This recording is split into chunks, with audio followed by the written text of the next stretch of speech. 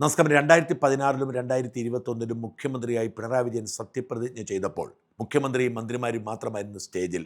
ക്ഷണിക്കപ്പെട്ടവരൊക്കെ സദസ്സിൻ്റെ മുൻനിരയിലെ പ്രത്യേകമൊരുക്കിയ സീറ്റിലായിരുന്നു. വലിയ സുരക്ഷാ സന്നാഹങ്ങളോടെ കൃത്യമായി പദ്ധതിയിട്ടുകൊണ്ടായിരുന്നു സത്യപ്രതിജ്ഞാ ചടങ്ങ് നടന്നത്. മന്ത്രിമാരും മുഖ്യമന്ത്രിയും അല്ലാതെ മറ്റൊരാളെയും, പ്രതിപക്ഷ നേതാവ് അടക്കം മറ്റൊരാളെയും സ്റ്റേജിൽ കയറ്റുമായിരുന്നില്ല. ഇത് അച്ചടക്കമുള്ള നടപടിയാണ്, ഇങ്ങനെയാണ് വേണ്ടത് എന്ന് പലരും പറഞ്ഞു. നമ്മുടെ കേരള ഗവർണറും ആ നിലപാടിലായിരുന്നു. കേരള ഗവർണർക്ക് തന്നെയാണ് തമിഴ്നാട് ഗവർണറുടെ ചുമതല. അതുകൊണ്ട് തമിഴ്നാട്ടിൽ വിജയിയുടെ മന്ത്രിസഭാ സത്യപ്രതിജ്ഞയ്ക്ക് ചെന്നപ്പോൾ വേദി നിറയെ ആളിരുന്നത് ഗവർണർ അസ്വസ്ഥപ്പെടുത്തി. രാഹുൽ ഗാന്ധി അടക്കമുള്ള ഉന്നത നേതാക്കൾ സ്റ്റേജിലുണ്ടായിരുന്നു. അതുകൊണ്ട് തന്നെ ഗവർണർ ചീഫ് സെക്രട്ടറിക്ക് പ്രത്യേക നിർദ്ദേശം കൊടുത്തു.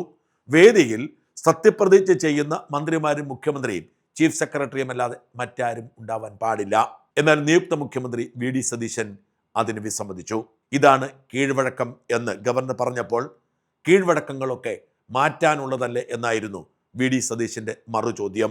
ഗവർണറും സതീശനും തമ്മിലുള്ള ആദ്യത്തെ തർക്കമായി ഇത് മാറി. 3 ദിവസം ഗവർണർ ഒരു തരത്തിലും വഴങ്ങാതെ നിന്നു. അതേസമയം നിയുക്ത മുഖ്യമന്ത്രി നിർദ്ദേശപ്രകാരം സെൻട്രൽ സ്റ്റേഡിയത്തിൽ നിരവധി നേതാക്കൾക്ക് സുരക്ഷിതമായി ഇരിക്കാവുന്ന പടുകൂറ്റൻ പന്തൽ പണിയുകയും ചെയ്തു. 1-2 പേരെയല്ല സ്റ്റേജിലേക്ക് കയറ്റാൻ തീരുമാനിച്ചത്. 4 മുഖ്യമന്ത്രിമാർ, 2 ഉപമുഖ്യമന്ത്രിമാർ, മല്ലികാർജ്ജുന ഖാർഗെയും രാഹുൽ ഗാന്ധിയും പ്രിയങ്ക ഗാന്ധിയും കെ.സി. വേണുഗോപാലും അടക്കമുള്ള നിരവധി AICC നേതാക്കൾ, പ്രമുഖ പാർട്ടിയിലെ നേതാക്കൾ, അങ്ങനെ അനവധി ആളുകൾക്ക് സ്റ്റേജ് ഒരുക്കി വി.ഡി. സതീശൻ. ഗവർണർ തികച്ചും അസ്വസ്ഥനായിരുന്നു. ഇതിനിടയിൽ ചില നയതന്ത്ര ഇടപെടലുകൾ നടന്നു. ഇതോടുകൂടി ഗവർണർ വഴങ്ങുകയും എന്തുമാവട്ടെ എന്ന് നിശ്ചയിക്കുകയും ചെയ്തു. ഇന്നലെ ലോക് ഭവനിൽ നിന്നും സത്യപ്രതിജ്ഞാ ചടങ്ങിന് പുറപ്പെടുന്നതിന് തൊട്ടുമുമ്പാണ് സ്റ്റേജിലെ അറേഞ്ച്മെന്റുകൾ ഗവർണറെ സർക്കാർ അറിയിച്ചതുപോലും. വേദിയിലെത്തിയ ഗവർണർ അക്ഷരാർത്ഥത്തിൽ ഞെട്ടിപ്പോയി. സദസ്സിന്റെ തനിപ്പകർപ്പായിരുന്നു വേദിയും. വേദിയിൽ നിറയെ നേതാക്കൾ. എന്നാൽ ഗവർണർ വിട്ടുവീഴ്ചയ്ക്ക് കാരണമായത് വളരെ കൗതുകമുണർത്തുന്ന ഒരു നീക്കത്തിലൂടെയാണ് എന്ന് ചൂണ്ടിക്കാണിക്കപ്പെടുന്നു. മോദി സർക്കാർ കൊണ്ടുവന്ന പരിഷ്കാരം അനുസരിച്ച് ഗവർണർ പങ്കെടുക്കുന്ന പരിപാടികളുടെ തുടക്കവും ഒടുക്കവും വന്ദേ മാതരം പാടിക്കൊണ്ടാവണം. അത്തരമൊരു കീഴ്വഴക്കം നേരത്തെ ഉണ്ടായിരുന്നില്ല. മാത്രമല്ല, വന്ദേ മാതരം നേരത്തെ മുതൽ പാടുന്ന കുറച്ച് വരികൾ മാത്രമല്ല, ചിലരുടെ താല്പര്യപ്രകാരം മുമ്പ് ഒഴിവാക്കപ്പെട്ട ഭാഗം ഉൾപ്പെടുന്ന പൂർണ്ണരൂപം അവതരിപ്പിക്കണമെന്നതായിരുന്നു ആവശ്യം. അതിന് വി.ഡി. സതീശൻ വഴങ്ങി. മാത്രമല്ല, നിയമസഭയിൽ അംഗത്വമുള്ള പാർട്ടിയുടെ നേതാക്കളെ കൂടി സ്റ്റേജിലിരുത്താൻ തീരുമാനമായി. ഇതിന് പിന്നിൽ കൗശലമുണ്ടായിരുന്നു. പ്രതിപക്ഷ നേതാവ് പിണറായി വിജയനെ കൂടാതെ CPIM സംസ്ഥാന secretary MV Govindan, CPI secretary Binoy Viswam, മുസ്ലിം ലീഗിന്റെ പ്രസിഡന്റ് പാണക്കാട് തങ്ങൾ, BJP സംസ്ഥാന പ്രസിഡന്റ് രാജീവ് ചന്ദ്രശേഖർ എന്നിവരെയും വേദിയിലിരുത്താൻ ധാരണയായി.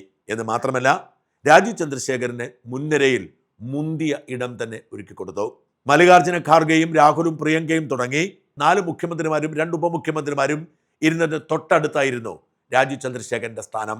ഇതേസമയം CPMന്റെ സംസ്ഥാന സെക്രട്ടറി MV ഗോവിന്ദന്റെ സ്ഥാനം പിൻനിരയിലായിരുന്നു. ഈ ഒത്തുതീർപ്പിലേക്ക് എത്തിയത് എങ്ങനെയാണെന്ന് ആർക്കും അറിയില്ല.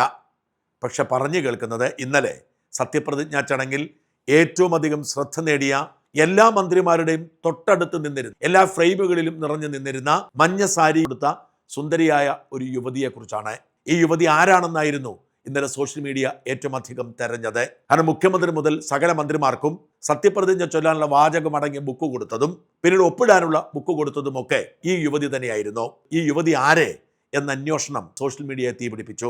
അത് മറ്റാരുമായിരുന്നില്ല, കെ വാസുകി IAS ആയിരുന്നു. ഈ അടുത്ത കാലത്താണ് പൊതുവിദ്യാഭ്യാസ സെക്രട്ടറി പദവി ഒഴിഞ്ഞ് കെ വാസുകി ഗവർണറുടെ സെക്രട്ടറിയായി ചുമതലയേറ്റത്.